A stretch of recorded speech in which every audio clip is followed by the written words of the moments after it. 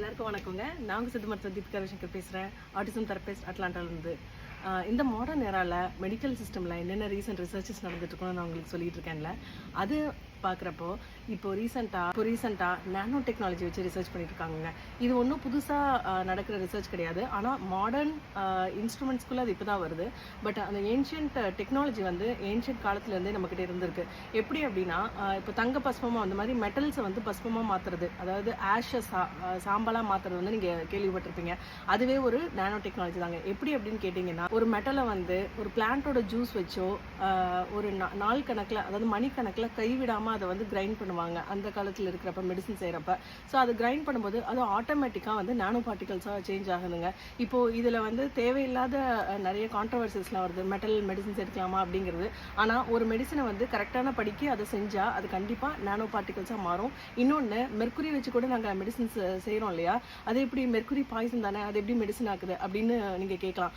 அதை அந்த மாதிரி ஒரு ப்ராசஸ்குள்ளே உட்படுத்தும் போது அது வந்து வேற தன்மையாக மாறிடுது, அது மெடிசனாக மாறிடுது. நமக்கு ஆயுர் ஜீனோமிக்ஸ் ப்ரெசிஷன் மெடிசன் அப்படிங்கிற டிபார்ட்மெண்ட்லேயும் வந்து ரிசர்ச்சஸ் நிறைய நடந்தது. அதில் என்ன பண்ணுறாங்க அப்படின்னா, நம்ம உடலில் வந்து வாதப்பித்தம் கபம் பிரகிருதின்னு சொல்கிற இந்த தன்மைகள் இருக்குன்னு சொன்னோம் இல்லையா, அது கூட இந்த நம்ம இப்போ கட்டை பற்றி டாக்டர் பால் மாதிரி நிறைய பெரியவர்கள் வந்து பேசிகிட்டு இருக்காங்க.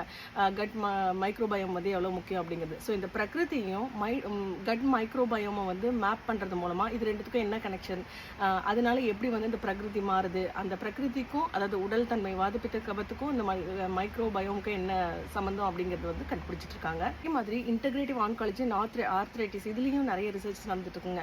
அதில் என்ன அப்படின்னா, பியூட்டியோ மோனோஸ்பெர்மியா அப்படிங்கிற ஹெர்ப் வந்து ஆர்த்ரைட்டிஸ்க்கு, ஆஸ்டியோ ஆர்த்ரைட்டிஸ்க்கு ரொம்ப நல்லதுன்னு தெரியும். ஆனால் அது வந்து எப்படி வந்து கார்டிலேஜ் டிகிரடேஷன், அதாவது இந்த வெள்ளையாக இருக்கும்ல எலும்பை சுற்றி, அதுக்கு பேர் கார்டிலேஜ், ரப்பர் மாதிரி இருக்கும்ல, அந்த பார்ட் வந்து ஆஸ்டியோ ஆர்த்ரைட்டிஸில் வந்து உங்களுக்கு எரோட் ஆகும், அதாவது டேமேஜ் ஆகும். அதை வந்து இந்த பியூட்டியோ மோனோஸ்பெர்மியான்ற ஹெர்ப் வந்து எப்படி தடுக்குது அப்படிங்கிறதெல்லாம் ரிசர்ச் பண்ணிட்டு இருக்காங்க. இன்னொரு ரிசர்ச் என்ன அப்படின்னா, neuro psychology of nasal therapy. நசியம் அப்படின்றது ஆயுர்வேதாவில் வந்து இந்த மூக்கில் வந்து ஒரு ஆயில் ட்ராப்ஸ் இல்லைனா ஹெர்ப்ஸை வந்து மூக்கில் ட்ராப்ஸாக விடுறது, மெடிசனாக உள்ளே எடுத்துக்காம மெடிசன் சொல்யூஷனை வந்து நேசல் ட்ராப்ஸாக விடுறது. ஸோ இதுக்கு பேர் நசியம். ஸோ இந்த மாதிரி நசியம் வந்து இந்த பிரெயினில் இருக்கிற பிளட் பிரெயின் பேரியர், அதை வந்து பிளட்லேருந்து பிரெயினில் எது போகணும்னு தடுக்கிறதுக்கு பேர் தான் பிளட் பிரெயின் பேரியர்.